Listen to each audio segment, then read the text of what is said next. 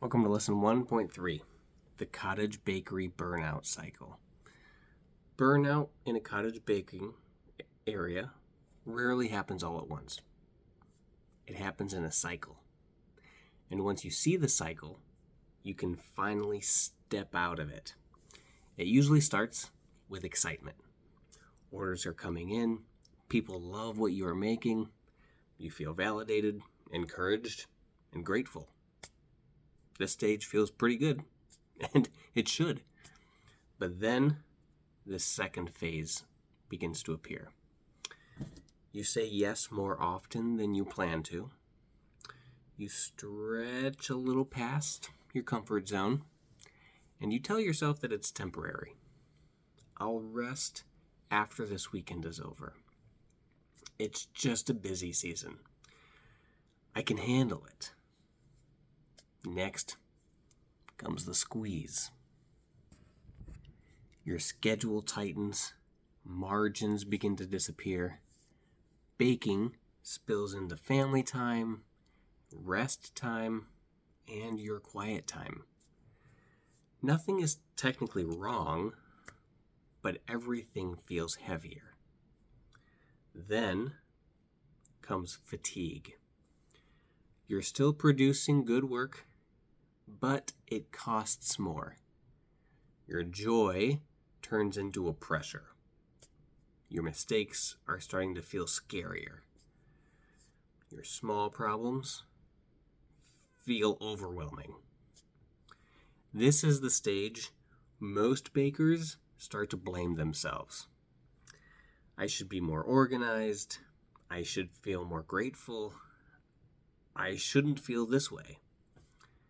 But remember, burnout is not a character flaw.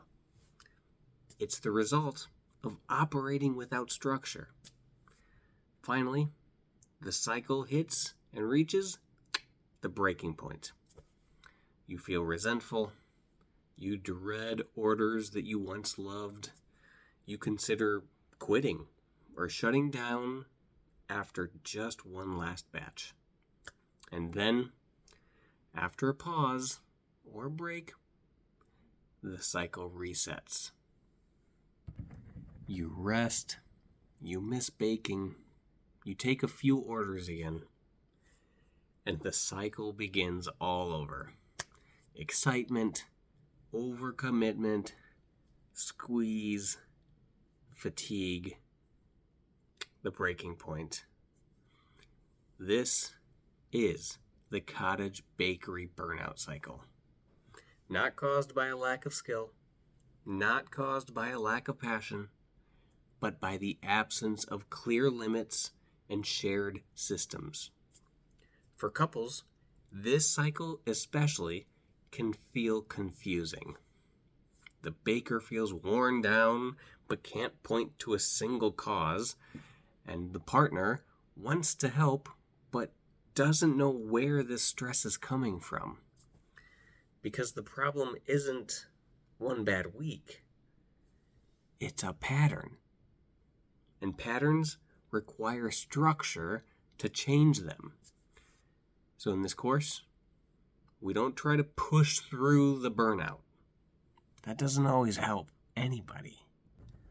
We interrupt the cycle entirely by defining capacity, by separating roles, and by building systems that protect the baker and the family.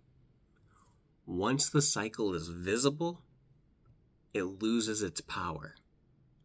And once it's broken, baking can become sustainable again. Now that you've watched this video, hopefully you're here in the school community and you're in the school course. Down below is a reflection prompt.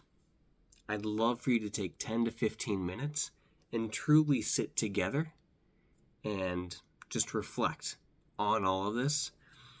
Go through it together completely without a distraction. No phones, just reflection and conversation. Go through the burnout cycle. Excitement, overcommitment, the squeeze, fatigue, and the breaking point. Go through them slowly and individually, silently reflect on it, then share with each other without any advice or without correcting each other, and especially without defending yourself, but just with listening to each other. Identify the pattern and close out with a real conversation. Once you've gone through this, when you're ready, join me in 1.4.